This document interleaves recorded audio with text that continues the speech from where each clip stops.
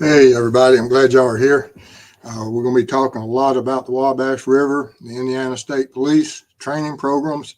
I've been checking scheduling and all the issues about the debates that's happening of what's happening in the river currently in Peru, it being a training exercise versus is it being related to Delphi.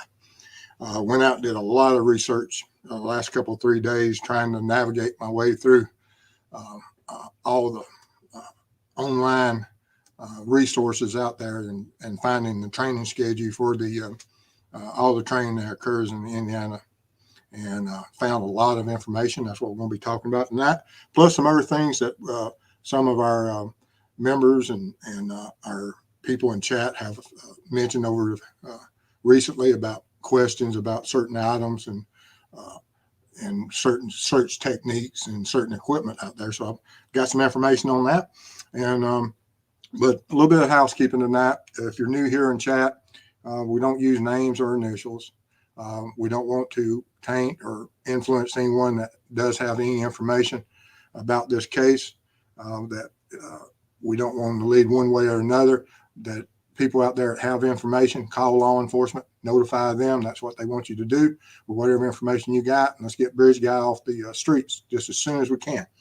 But have respect for each other. Debate as much as you want, but just respect each other and respect the mods, and we're going to have a good time. But we'll go ahead and get started now. All right, little bio is this is Mrs. Steve over here, and I'm Steve. I'm retired law enforcement. Had a 20-year career, and during that career, I worked all areas. Started off in the jail, road patrol, went up to investigations. Had all types of training from SWAT to becoming a state certified crime scene tech, which after the certification, that helped me immensely in my investigative career. Was able to do a lot of different types of crime scenes, seeing a lot of crimes just across the board, just about anything you can imagine I saw. But I investigated everything from burglaries up to homicides, worked with some really intelligent people, was very lucky. And I'm fortunate to have a career that I had, and I hope I had a great impact upon the people I interacted with.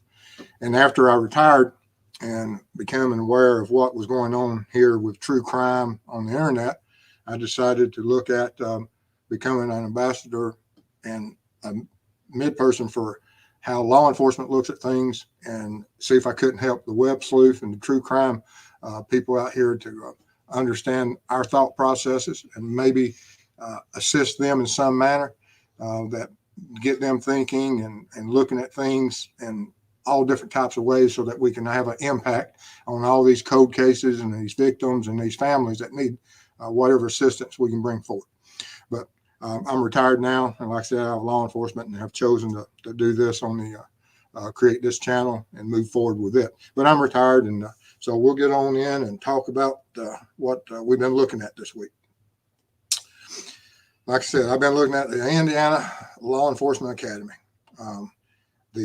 They have certain links where you can go in there and see what's going on. And the reason I did this is, like I said, one of the greatest debates out there right now is that for the last 4 weeks, there's been a search going on in the Peru, city of Peru at the Wabash River, and which is about 30-something miles north of Delphi, where Libby and Abby were murdered on February the 13th, 2017. And so, of course, the investigation is now going on over 5.5 years, and everybody's at a loss. And of course, there's a lot of persons of interest. And one of the persons that was been investigated and a search warrant executed that came out of the Delphi murders by the agencies involved was the home of Kegan Klein, who lives in Peru. And he's been in jail for 2 years now. And during that, there's the murder sheets have released a lot of information, transcripts and other documents that was in the prosecutors and in law enforcement's hands. And they've released certain data over the last few months, bringing a new focus on what are the possibilities of who was involved and what has led to the innocent murder of two innocent, beautiful children. And so when you talk about that, Kagan was one that was catfishing them at the time of their murder, had talked to them the morning of the murder through the Anthony Shots account, and has continued having suspicious activities, creating a false alibi. That's led for a great deal of debate of, is he involved and how much is he involved in their murder? And so recently, Kagan was released, or his custody was transferred over to the Indiana State Police, away from his current charges in the county, Miami County, where he's being held, and which coincided with this search of the river, which is, like I said, is yet another great mystery and debate of, it's just a training exercise versus no, it's a part of the homicide investigation, which I'm going more with the homicide investigation. I've throughout my whole career, I took a lot of hours of training, traveled the state, took on-site training in many areas, including land navigation, sniper, and did off-site training all across the state. And but never once did I have to stand in a river for 4 weeks. Most of your training is always, other than land navigation and your sniper, is level 1 sniper is a lot of classroom to learn the everything that you can about your data and how the guns and things. But level 2 and onward with an advanced sniper. Thank you. My blue light specialist not hooked up. Uh-oh. I'm sorry. He fell down on his job. He didn't hook up my blue light special tonight. Oh, we're sad. Yeah, she loves the blue light. But anyway. Thank you, Chris. Thank you, Chris. That means a lot to us. And he had a great show tonight. If y'all haven't, which all of y'all know Chris, but if you haven't, most certainly he has my utmost respect for everything that he does on this case and other cases. He's gone out there and been had such a great impact. And so we absolutely respect him, and he's a great mind, and I wish I'd worked with him in law enforcement. The white wire goes on the furthest post. Okay. So if you see sparks, I'll be back in a minute. If you see sparks, she's set the place on fire. But as we look at this training schedule and trying to determine, is it actually a training issue or is it actually a investigation? Well, what I found today through all the research and yesterday looking at all these different courses that they present, I most certainly have found that, and you'll see as we progress here, that this is the Indiana Public Safety Personnel Portal, which takes some advance. You have to search and search to try to find the training catalog for the Indiana State Police and Peace Officers Standards and Training. And Georgia, almost, they may have different names and different standards and different initials for what they are, but Indiana Law Enforcement Academy is what they go under here with it. And then they have the Public Safety Training Catalog. It's in another portal. And so it's just one great big mess, but I was able to eventually negotiate my way, find the training catalog. Once I found this training catalog, it was extremely helpful that I could go in there and review what type of training they offer, for the fact that just what is offered at the police academy for basic recruits is totally different than what some of the advanced courses that come along. And you have yearly courses that are mandated that you have to have to keep a certain level of new training and all your other continuing ed, so that you can maintain all your arrest powers. Move your head. Yes. She's Thank you, Dark Arts. I'm gonna have to give her a raise now. She was an electrician also. Not only a Google machine operator, but an electrician. Yeah, well, and about that. But thank you, Dark Arts. That means a lot to us. And And I've got something I'm going to show y'all later here that we're going to be doing for all the people that have supported our channel and our members and everything. That later on in the show, I'll show you what we're going to be doing. But this training catalog, after I reviewed it and read every course that it had, there's 249 courses listed in that training catalog, plus or minus. I may have miscounted, but sometimes some of the courses have a level 1 and level 2. And so as I went through these courses, read through them, the only ones that have anything to do outside that I could really see other than firing range is some of the search and rescue stuff. But it was small 1-2 day courses. And but none of them had anything to do with evidence recovery, river, or anything.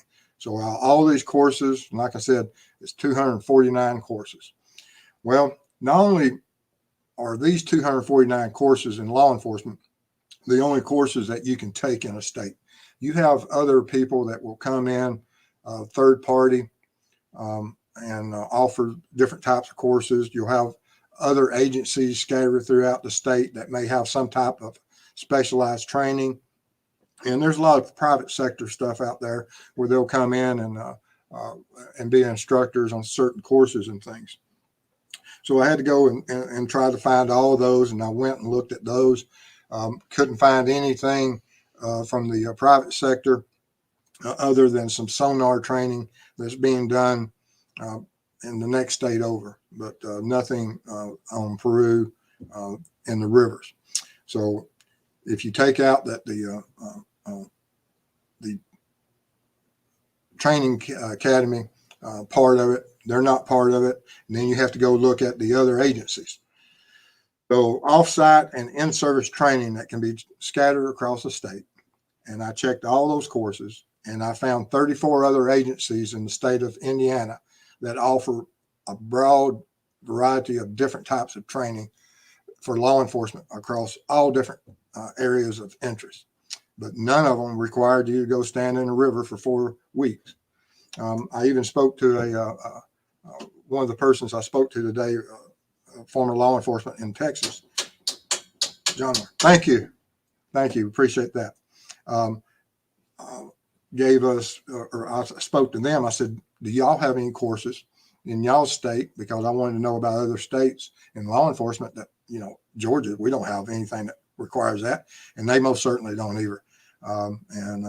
So they also agreed with my point of view that this isn't a training exercise. None of these 34 agencies. And like I said, any of you out there that wish to go on and search, you can go in there to Indiana Law Enforcement Academies, do a search and try to and navigate your way through all these training courses. And if you find something different than me, most certainly let me know. But every avenue I look, there's nothing in the state that indicates that what's going on in Peru currently is a training exercise. So if it's not a training exercise, what is it? What is going on? What has Indiana State Police custody issues of taking Kagan out during the same time period that the searches were going on? Is it a coincidence? Don't believe so. I believe it's absolutely connected. But like I said, I wanted to spend a lot of time and look at this and give it its fair weight and value of looking out there, because so many people are just arguing the fact of, is it a training versus an actual investigation? Let's say it's an investigation.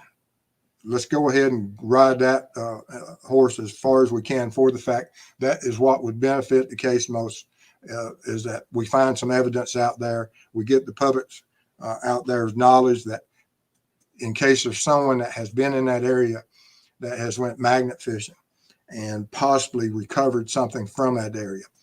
And we need to get the word out there. So in case that is a variable or a possibility, that whoever has something that they found in that river, regardless if it's exact location where they're at now, or if it's hundreds of feet down the stream, most certainly turn that item into law enforcement. And so we need to make as big of a impact as we can, get the word out as much as possible so that we can look for this. But like I said, I hope this has answered your the part about the training. But as far as the off-site training, the basic courses at the Indiana Law Enforcement Academy are just new recruits. Now, I did see where they require like 24 weeks um, of training in just basic courses. I don't know how much of that time is FTO or otherwise, but they have high standards in Indiana for their new recruits, as most certainly you should have. The next generation of law enforcement, across the United States needs to pick up and step up the game to what we are seeing on TV. And the CSI crime drama world has most certainly elevated everyone's expectations of what a crime scene should be or should look like, and what evidence should be considered, and how rapid it should move forward. Some cases do, some cases don't. And you're going from total chaos of discovering a murder scene for the first few hours until you can get that crime scene organized and start getting the personnel to respond, start doing those neighborhood canvases, getting personnel to process. I mean, it's just total chaos on there. It's not like on TV where they invite somebody or they give a call to the office and everybody just next scene, they pop up at the crime scene. There's a lot of stuff that goes on in between the first call when law enforcement arrives to when the investigators arrive to when ambulances, medical, or even crime scene units arrive. There's a lot of stuff going on. But I also looked at anything that's newly offered classes. The only two things that are coming up that's newly offered in Indiana right now is bomb making materials, which I found interesting. But that's a different subject, and we won't discuss bomb making on this one. There's other cases out there that we can, but not this one. All right. So now we get into what types of technologies have been used in searching the river and what's been suggested.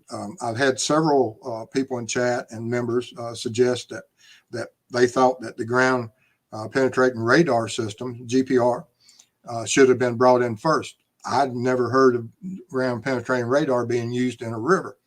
And so I had to check into it, and I'm glad I did because, like I said, people out there, things change and these technologies come in and people see things. And I just wasn't aware that you could use ground penetrating radar in a water environment versus a metal detector. Now, have they used ground penetrating radar in Peru? I don't know. I know they've used things that look like metal detectors in the river, and a lot of people have spoken about it. The people observing from the bank saying that there's a guy that comes over with a metal detector. He'll have some type of indication. He'll call people over. He'll move away.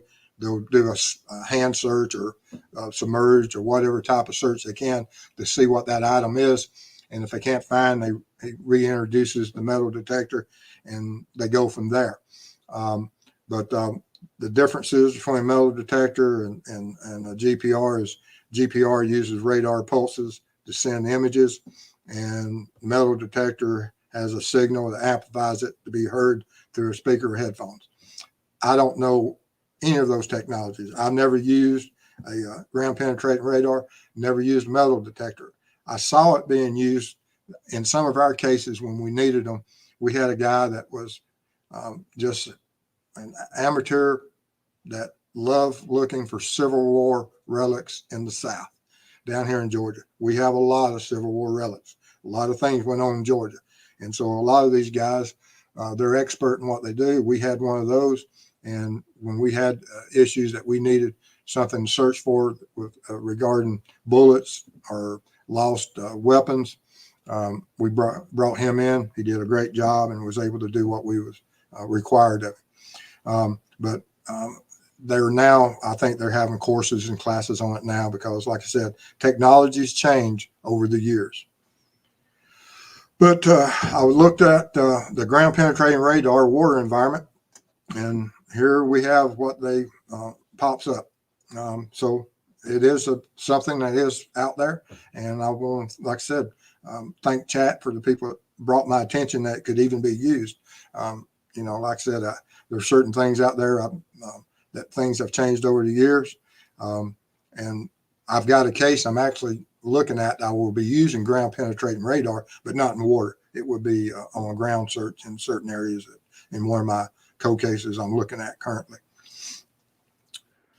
Also, we brought up about that what could be in the river other than maybe the weapon that they're looking for is what I believe due to the location. If you look at my last video, we discussed the sink rates of certain weapons and certain knives and the weights and how fast they sink. And also one of the other things that I did a test on was a phone. And there's been a lot of speculation was a burner phone. I think there's some cell data from the murder site that there's a couple of numbers that are unknown, never been identified to this day. And so people have brought up about, can a burner phone be traced? And so my research on it and looking at it and all the articles I read, because I really didn't know what all data was kept there and how they could track this stuff out. But they said generally it can be traced. All of them have to have call logs, data usage, location, text messages. And that most certainly law enforcement can compel those companies to release that data. And then when they have that data, they can compare it. And for the fact that it's almost impossible, they said, for an average person to get an untraceable phone number.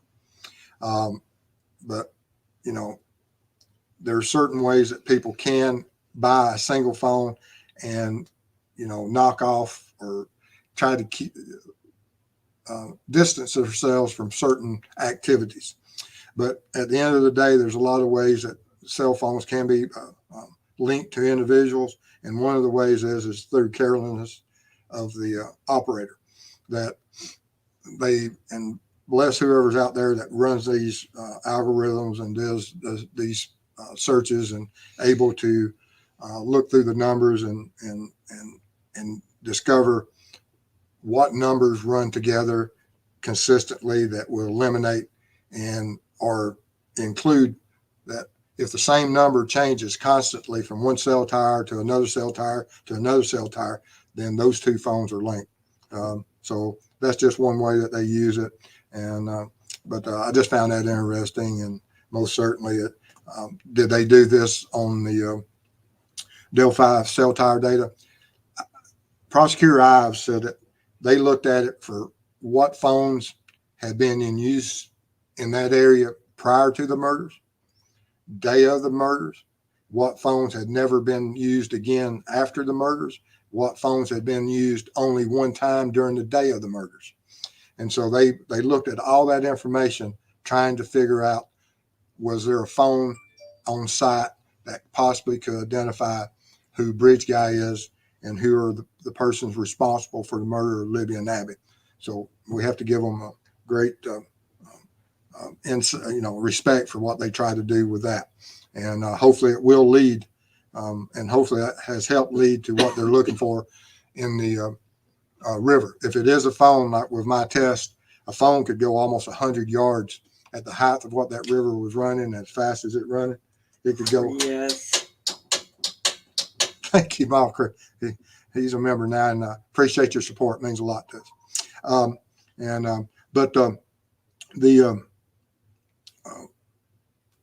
Looking at those phones, like I said, it could float down a river up to 100 yards from the data I had at what the height was for that day. But all these clues and tips, and even with the phone, if it was in the river, one of our True Crime with Shannon had looked it up and sent me this, and I want to thank her for doing that. That recovering data from water damage device, that she looked up this one article and this one and that data was able to be recovered from this phone that had been submerged in water, coincidentally, for 5 years. There's other articles out there. If you look them up, you'll be able to find it where they cleaned up the board and was able to go in there. How much data did they get? How valuable was the data? Don't know. But I know that was a question that was asked of me, and I appreciate people stepping up and letting me know for the fact that I want to be as educated out and educate my community as much as possible about this case so that we can go out and try to have a great impact on this.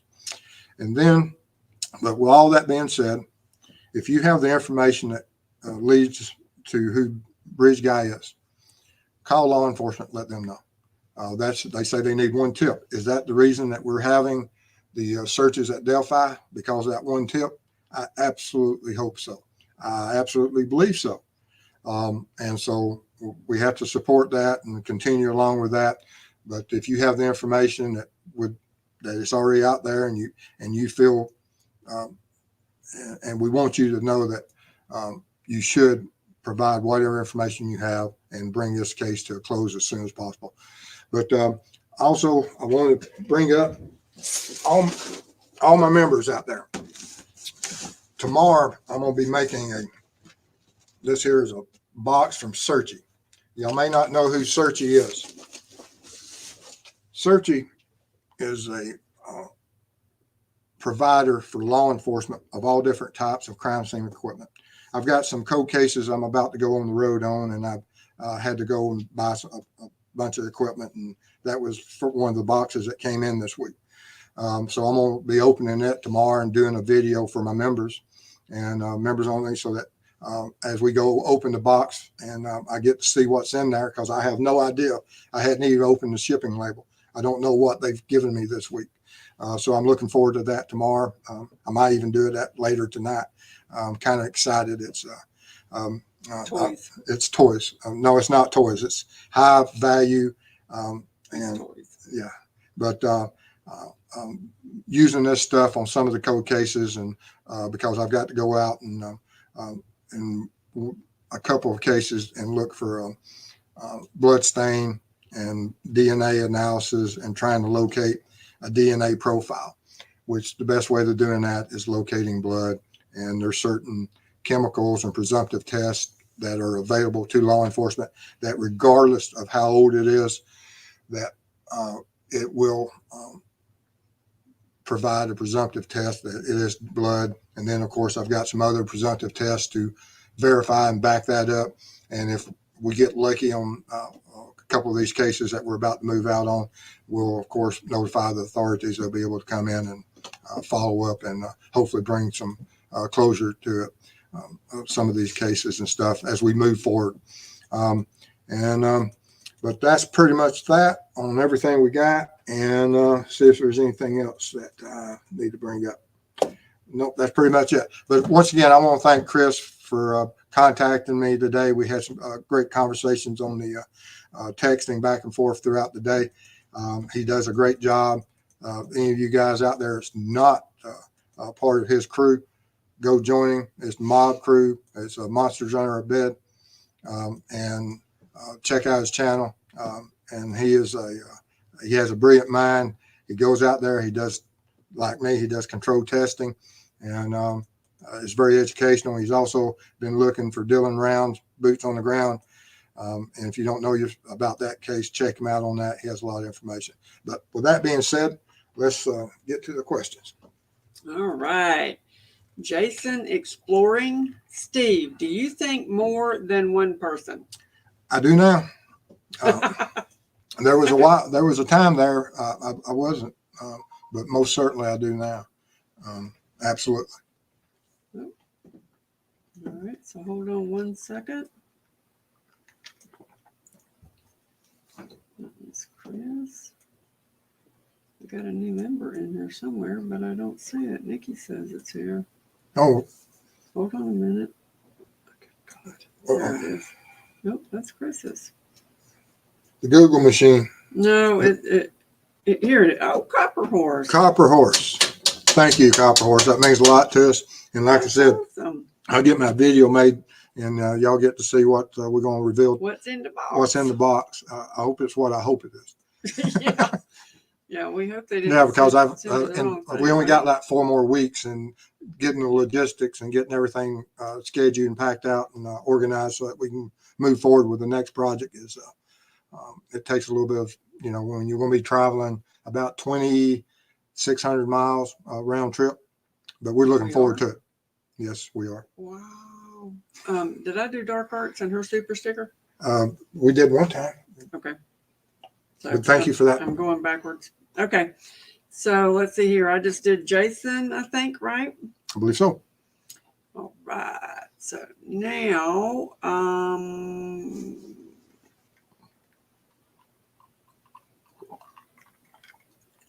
we've got some folks from Chris's dropping in here saying they're new to the channel. Thanks, guys. Thank you all. That means a lot to me. Appreciate it. Chris has a great community, and my community is also great. But we appreciate everybody that comes in here and supports us. Share, spread the word, whatever you can do for us. It means a lot to us, and because all we want to do is have some type of impact that's positive on some of these families and some of these cases. All right. All right, and we got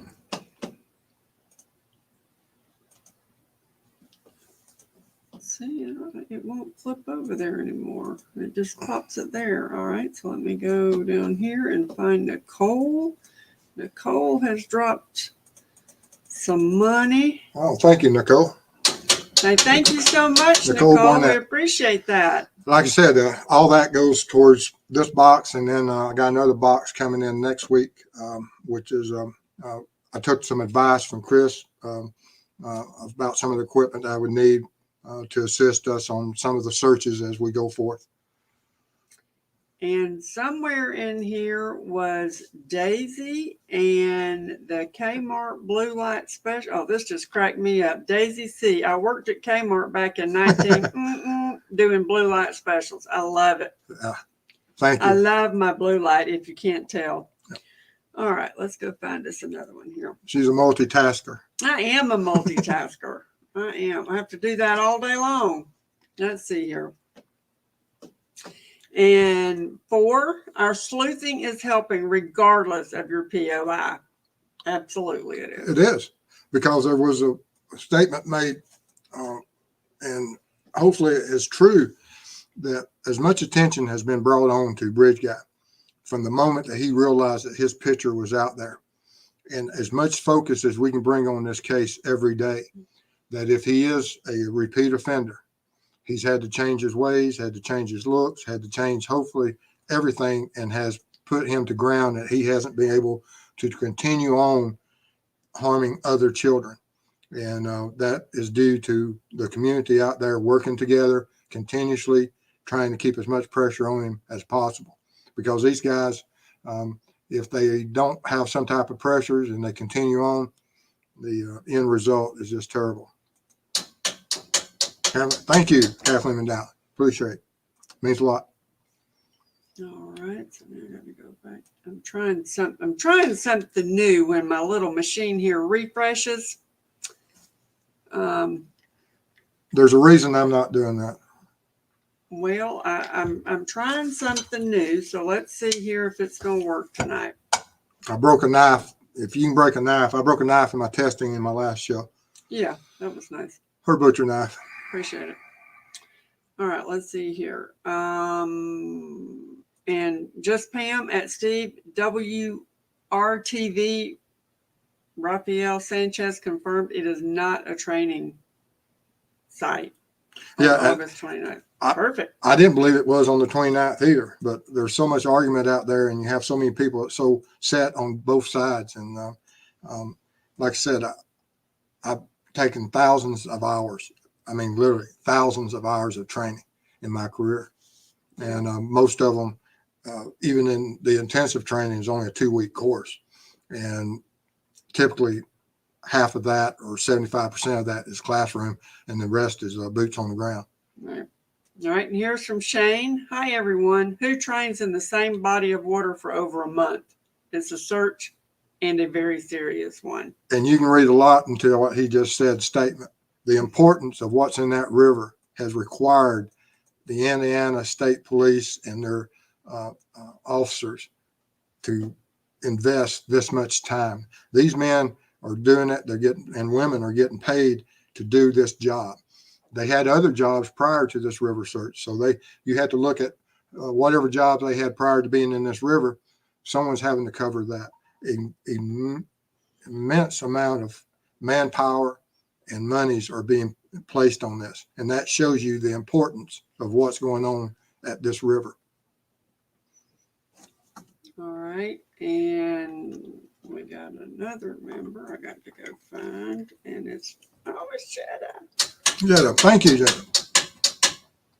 Y'all want to see what's in that. Y'all want to see what's in that box too, just as bad as I do. I know, and I appreciate that. He's been talking about that box all day, y'all. Literally all day. All right, so I got to go back and find. All right, so that was Shane. I think I'm getting pretty good here at if I do the times. Look at that. And Ann, thinking about, seems like if it's a murder weapon, knife or gun, after 5 years in that water, it would have to be very uniquely linkable to the crime scene and to the murderer to be worth all this. There's a possibility on that video that some of the editing of the video stoppage of what, that occurred, that there could have been a weapon that has been edited out or they've stopped and won't let you see. Is that one of the things that, one of the tips or clues or information that's been relayed? And also not only from what may be on the video, but there's certain telltale signs and markings and of different types of weapons that are used at crime scenes. I mean, you can have a blood transfer imprint of a certain type of weapon, the blade, and also whatever the injury is can lead a lot of information to tell you about a certain type of weapon. The length, the width of the blade, thickness of the blade. Is there anything special about the blade that may cause bruising on areas surrounding where the injury, such as a penetrating knife wound, if there's something on the hilt or otherwise that might cause bruising, or a secondary penetration of the skin, that some of that might be what they're looking for on a certain type of instrument. And so there'll be Aaron Brown. Thank you. That means a lot to us. And but like I said, there's so much stuff out there that if this tip came in and they're verifying, they're looking for, and that, let's say that Keegan has provided some information. Has he described a certain weapon that is only known to the killers? Then if he has, that is supportive evidence. Has he passed polygraphs that they've given him that whatever information say that he did provide that this that is in that river? That is supportive evidence that he's telling the truth, because they would polygraph him not once, not twice. They probably brought in every type of expert, and there's some great people out there that have a lot of different expertises in interviews, in the use of different types of polygraphs.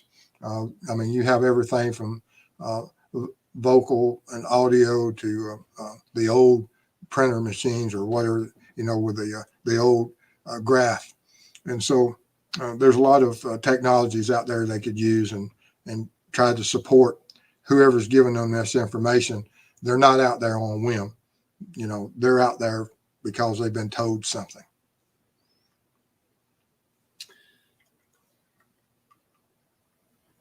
Okay.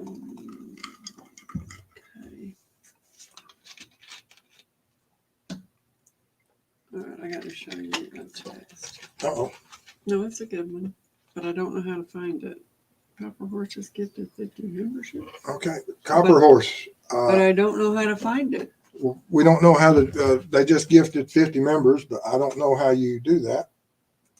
And we might have to talk to Chris to find out. Nikki just sent me a message. It says that Copper Horse just gifted 50 memberships. So that is absolutely amazing. I think you have to click on something to accept those gifts. But I don't know how to do it. Yeah. I don't see anything. It may be on the individual. But we'll figure that out. And that is absolutely amazing. Thank you so much for your generosity. Absolutely. That is means so much to us. Just blew me away. And okay, so now you got me all heart palpitating here. All right, let me go back up here. All right, and Lucky Lady, ISP has been there too long for it to be a training exercise. Absolutely. Like I said, We agree. ask any law enforcement officer that, and anywhere in your community, no matter where you live, and ask any of them, have you ever stood in a creek or a river for 4 weeks for training? Probably not. No. All right. And Nicole, I've been reading the book Underwater Forensic Investigations by Ronald Becker. I'd be curious for you to take a look at it. Free PDF online. We'll do it. I wrote it down right here. Thank you. And also you guys out there on the free membership that Copper Horse has generously done. Most certainly accept those, and we appreciate it. And that's amazing. It's amazing. We absolutely, I'm humbled by it. And that's the first time that's happened. And of course, we're at a loss. But anyway, we'll figure that out. Okay. And Single Mama 4, nope, she don't think it's training either. Honey, I like that. I like that too. All right. And Nick, good luck on finding the item or items. It is. And it's a needle in a moving haystack of, we have rushing waters that fluctuate, but hopefully it's got trapped in some type of crevice or whatever at the bottom. And there's certain things. And like I said, there's people out there that's done this before. And if it's there, they're going to most certainly put all the resources towards it. All right, I got somebody here wanting to know if you're related to Harvey Carroll Jr. Do you know who that is? This is a weird one. Bridgeburn. You can go ahead and take him. Yeah, go ahead. Yeah, we're not even going to mess with that. All right, so we're done with him. All right, and Nicole, very impressed with video regarding sinking trajectory of the weapon. As was my significant other, who is an engineer. Really good work. Thank you. That means a lot to me. I was hoping I was on the right track and trying to use everything that I know and what we had looked at over the years. And I've done a lot of recoveries in rivers of different things, and most certainly a lot of tragedies. All right. And John Moore, the most inconspicuous route from Delphi to Peru and then on to TK's house would take you south across the bridge, then turn left on Riverside Drive half. Mm-hmm. Yeah, there's a couple of routes, and we most certainly don't know how anyone would have left Delphi. But most certainly there's only 2 ways that most likely. And that bridge is one of the 2 ways. And Nicole, I've been asking my guy so many questions. Thankfully, he likes teaching. Not really into true crime, though, but I think I'm getting him into it. Excellent. Bring him on, Nicole. Come on.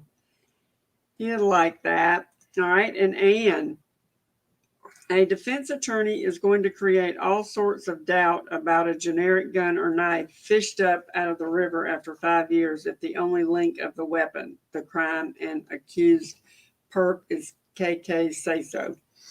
And that's what I'm saying, though, is that. But has it been used in court before? Absolutely. Can they use it again? The coincidence that we have a certain type of weapon that has certain identifying marks or a pattern that's at a crime scene, and you have an individual that catfished them and talked to them and able to describe that item without seeing it at this time. There's one thing I'm almost positive about Kagan Klein. He's not a psychic. And so he doesn't possess that ability. So if he says that there's something in that river and they're able to find it, and they do find it, they most certainly, that is some powerful evidence. And Teresita, love metal detecting. I found several Civil War relics. Oh, yes. Oh, yes. All right. And John Moore, assuming they are looking for something tossed from a vehicle and based off your information last night, it would put them searching right where they were today, southwest of the bridge. It could. It depends how far people tossed and what the flow rate was and the velocity and speed of the rivers. And there's so much stuff out there, so many variables. It's absolutely amazing, but hopefully they will find something. And Nicole, from a professional engineer, Steve, you did a great job with those estimations. Thank you. Thank you. That means a lot to me. And 4, at Steve, Mrs. Steve, and Spiders. I hope you're right about the Peru crew. That means the search suspects is almost over. And can you imagine that if you are a bridge guy and you see what's going on at that river and you know what's in that river, the sleepless nights, you deserve every moment of being sleepless. Dark Arts, LE can probably only ping the number of phones in the area. Yeah, like I said, all the tracking and tracing abilities, it's absolutely amazing what technology has and how they can keep data now. So wish them the best. And Molly, not sure if this is fact at True Crime Web, but LE was able to get the cell phone info off everyone in a 5 or so mile radius of the bridge for that time period, shortly after the crime. Not sure. I thought last night I was watching, and I think someone said that there was a couple of numbers that hadn't been identified. Don't know what that means, and don't know if that was just speculation, but hopefully it does lead to something. Mm-hmm. And Teresita, that's awesome about the data recovered after 5 years. I was amazed by it. That was a great find. Yeah. That was a great find on True Crime with Shannon. I see. And Ann, if they just found the phone itself and it has a serial number and that's traceable to one of the girls on a tip from KK, that would be huge. Absolutely. And it is, finding anything that he says there is going to be great. Yeah, no kidding. All right. And let's see here. And Jordan, someone knows this man is the killer. Please don't hesitate to call a tip in, no matter how small it seems. Amen. Absolutely. USA Libertarian just got here. Is this a new rumor that they're looking for a phone? No, we don't know what they're looking for, but I did some testing trying to find out and determine, but no, we don't know. And hopefully, is it a phone or a weapon? We have no idea currently. Yeah. And Molly at Steve, yes, love getting the packages on the porch. What time is the members only video? I got to make it and record it. And we don't know what time we're going to upload it tomorrow. But most certainly, I either going to make it tonight or tomorrow, and then we'll put it up. I don't know what it is. And then we'll do a live later in the next few days of talking to all the members and getting ready for the trip and see what type of input you want in there. If anyone's out there that's getting, let us know if you're getting the Copper Horse kind contribution about the new members. I don't know if we're getting any notices. I haven't seen any yet, but I need to figure that out. Yeah, we need to figure that out. All right. Let's see here. I had some more.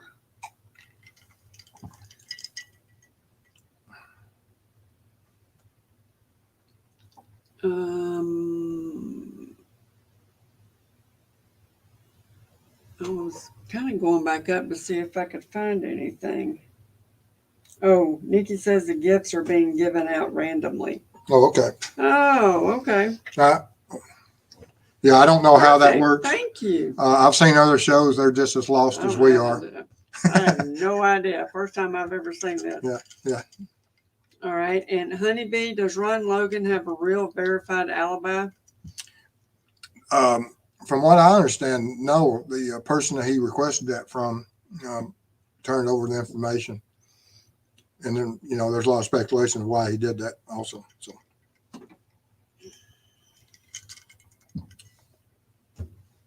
Oh, yeah. Okay. All right. Okay. Cool. All right. So now where was I? It just updated and I didn't write down my time. Okay. Bummer. All right. Nicole, Steve, as retired LE, is there anything you think investigators should have done differently early on based on your experience? And that's the thing is that, hindsight is always 20/20. And you have to put yourself out there that law enforcement, they train everything they do is trained to bring that total absolute chaos to order as quickly as possible so that you don't mess up a homicide investigation. Because that's the worst case scenario, is that you have a killer on the street that you can't bring to justice quickly. All indicators from what you look at from the first interviews of law enforcement to what I've said later on, that everyone thought that this case was going to be solved in the first few days. You had video, you had audio. We didn't know that in the public. Law enforcement did. And they said there was a lot of evidence at the crime scene. Would I have thought the same thing? Probably so. What path would I have argued, knowing certain information? Because in these investigations, there are a lot of argument between the investigators and debate, that this is the guy or this is, but whatever those tips and leads, wherever the evidence points you, that's where you run. You have investigative teams that will run that rabbit to ground. And it's just a continuation of everything that has to be done continuously. It's not something that, you can go back a year or two and say, that's what should have been done.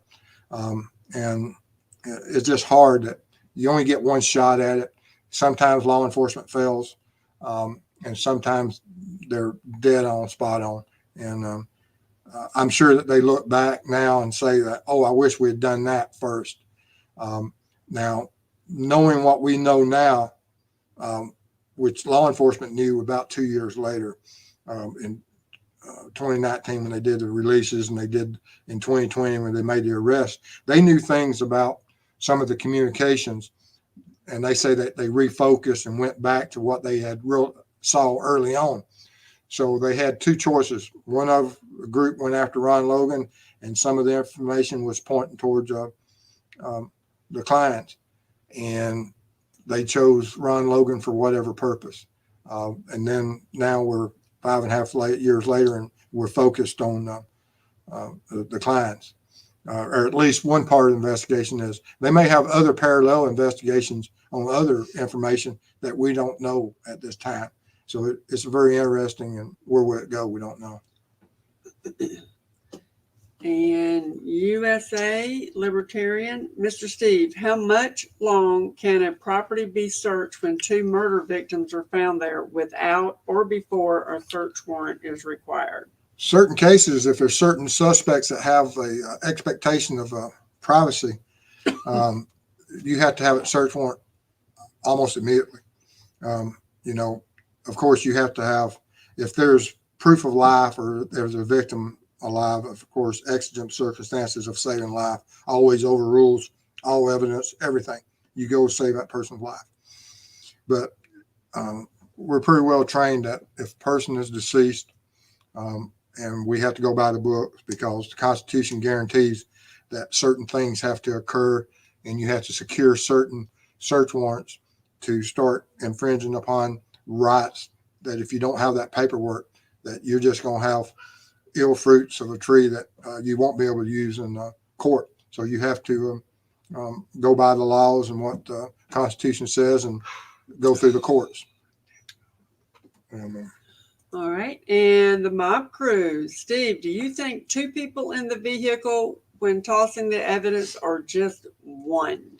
Well, if you look at where they were searching, it most certainly looks at as possibly it'd be 2, for the fact that they concentrated so much on that if you're inbound on that going into Peru, it's on the upstream side, which is on the passenger side of a vehicle inbound in. So that would be indicative of 2 people in the vehicle, because, or that's just my opinion of it. And what testing I did, most certainly a driver throwing it out the passenger window across the seat and going through the bridge and missing all the ironwork and everything, that. But I'm gonna go with 2. So is that how you broke my knife? Throwing it out the window? No, I threw it overhand. I didn't break this knife. Really? Backhanded. That was overhand throw. That makes it all better. Yeah. All right. And Jordan, the bridge is a perfect place for a pincher style ambush. 2 ways in, 2 ways out. I'd be surprised if there wasn't one person on either end of the bridge. This would give the girls nowhere to go. And it's one of the most isolated parts and of that trail, and it had a view of who could approach, what help could assist them if the girls needed help. And so you're exactly right, of an ambush style or persons entering a certain part of the trail. It most certainly would go as you said. And William at Steve, when do you believe we could finally have an arrest in the Delphi murders and know just who Bridge Guy is? Well, they're going to have to, regardless of what information they have now and what supporting evidence they have for the search, if they find certain things in there, they still have the testing to do, identifications to do of whatever they do find, and proceed on toward. So, I mean, we may still be looking at several months. Or days or hours. It just depends on what that prosecutor decides to do with what they have, and what they can get a grand jury to do. And we don't know what's going on in any of those fields right now, and what is being argued and being brought forth to a grand jury.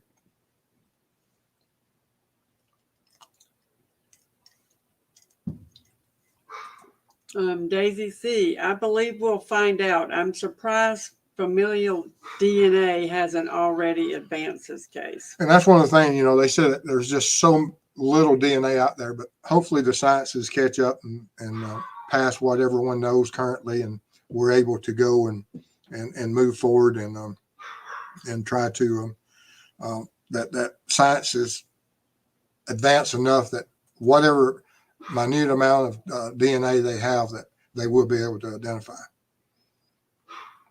because that's changed over the years, from what used to be DNA to what it is now. And Jordan at Steve, I wonder if they had the foresight to bury items in one of the little land masses in the river. Then it would be secure, but not visible when the water level was high. The day of the murder, and they could only have disposed of that knife or whatever weapon type or whatever evidence, phones, gun. I mean, there's so many different things that they could have used at the crime scene, either to intimidate, bind, tie. I mean, we could be looking for anything from metal restraints like handcuffs to a knife, a phone, a gun. That the day of, if they got rid of those first hours, of course, the river's at 11.81 feet higher than it was or currently now. So you're looking at about a 7-foot difference. So they wouldn't have been able to go out there at that time and bury anything. And human nature normally isn't that you would be out in the river burying anything. Most everything, the easiest act, humans are lazy. They just throw things. Seen it hundreds of times, that they'll just throw things in the water to dispose of them. All right. And Alicia, Steve, do you think this case is taking so long because they want to remove any chance of TK getting off on reasonable doubt by pointing the finger at KK? That is a good observation. Very, it is a possibility that you'll have it. It always happens that if you have more than one offender, everybody points the finger towards each other. And so that is most certainly something that's probable and that the prosecutors will have to prepare for. And why? What are the odds a man in his 70s could have committed this crime? Thanks. And I understand, yeah, I as far as considering Ron Logan, no, if there was any evidence on his property or in his house that linked him to this case, he would have been in jail in April of 2017. And Molly at Steve, is your analysis of the photoshopping on BG on this channel, your playlist, or elsewhere? It's in the playlist. It's one of the older ones, but yes, it's in there somewhere. I can't remember the exact title of it, but it's in there. Emailing Molly and he'll send it. I'll have to find it. And Kathleen at Steve, have much respect for your career and helping everyone in your community. Now with your continued assistance with cases is truly remarkable. And I hope it's positive because, like I said, these as I talk to some of these families and these victims that are in different states, and as we travel to, you know, listening to their stories and understanding the heartbreak and what they've lost, and they constantly hope. I mean, you know, they faced a lot of trauma throughout their life and tragedy, and you know, your heart just absolutely breaks for them, and you try to do everything you can to help them. But we need to. And you got three more. Three more. Nicole, Steve, some interesting info I found regarding underwater forensics book. Water pressure can preserve some DNA, especially a gun used point blank when they retrieve. They need to maintain the pressure. Yeah, there's there's a lot of things on contact wounds that happen with a gun, and it's pretty remarkable how much pressure is in a gun and how much pressure, back pressure, of when a bullet enters a body, how much pressure it and the hydraulics and everything that occurs. All right. So I just have one question. How long should I leave the blue light on for what Copper Horse did? Oh, we're going to turn it. Idea? We're going to run the battery dead, I guess. Copper Horse and all you people out there that have supported us tonight, the donation means so much for us. We just absolutely are humbled by everyone's contributions. We're humbled by the people that support us, that come in and watch us, people that share us and do all these things. But we have a great community out there, from the mob crew to right now, we're about to end. And any of you guys that want to follow me over, I'm going to go over to Kristen behind the crime door. I'm going to raid her. Y'all are welcome to come over there. I'm going to be in chat with her. Let's go over there and make her day. She is. I got one more. Okay, got one more. Okay, and this is from Brian. How long would fingerprints or DNA last on a murder weapon submerged in water? Is it the type of knife that this tip would prove relevant? It depends a lot about the blood and how long that knife was out, because sometimes some of the acids in blood can almost cut into the metals, and certain things can happen. Like if they didn't dispose of a weapon or a edge knife or steel that would rust, that sometimes you can, you know, there's certain things that can happen. I've seen all different kinds of things, and, you know, just like when you leave a gun and you don't clean it properly and it's oiled, that just within a few days it'll rust up and you'll have that fingerprint that's there forever. Did that happen? I hope it did. But is it possible? Yeah. But is it likely? No, but there's still the possibility of. So there's so many variables on fingerprints. Some of them are so fragile and some of them can last forever. Absolutely amazing. Oh, here we go. We got it figured out. Copper Horse. Each person has to accept membership gifting to the channel. The membership is distributed randomly for 1 month. Okay. Oh, that's cool. Thank you so much. Well, that makes us Makes me feel better. Yeah. We, like I had no idea. The Google machine, we're lost at sometimes. But most certainly thank y'all, and thank you, Copper Horse, and all the others that donated tonight, because as we move forward, it means a lot to us. And what's going on now? Oh, Dog Defender. Trolls are auto kicked you out the door by Mrs. Steve every time I've been here. It's so funny. Yeah. I don't do trolls, so, you know, they'll be there 1 minute and gone in a couple seconds. Yeah, we don't even want to. There's some names out there that they have a reputation, and of course, why would I want to expose anybody to the heartache of all they want to bring to here? I just don't have time for that. Yeah. Never have. But we want to thank everybody tonight. And like I said, I'm going over Christian behind the crime door, and if y'all back Saturday, and we'll be back Saturday and talking about. I think we're going to do coffee and clues, just a random of all different kinds of things that's happening. If you have a case that you want to talk about or anything, most certainly we'll be on here at 8 o'clock Saturday night, and looking forward to seeing y'all then. But let's go over and see Kristen now, and y'all have a great night. Let's make her night and try to get. There's 176 people watching now. Let's all move over there for her And she's a great person, has a great channel. And thank y'all. Thanks, guys. See you Saturday. Bye-bye.